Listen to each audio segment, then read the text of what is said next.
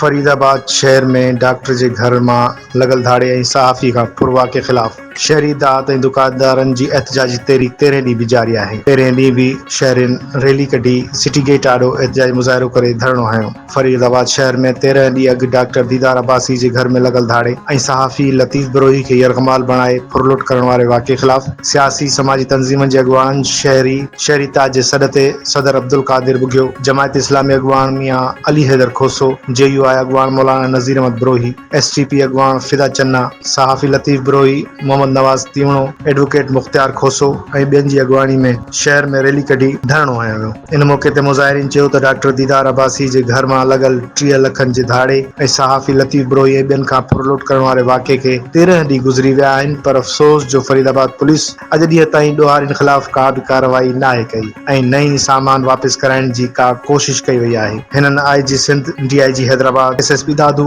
ऐं ॿियनि लाॻापियल इख़्तियारनि खां घुर कई त धाड़े वाक़े में मुलविस जवाबदारनि खे गिरफ़्तार करे धाड़ो वापसि करायो वञे, न त ॿी सूरत में एहतजाज जो दाइरो हाणे वधायो वेंदो।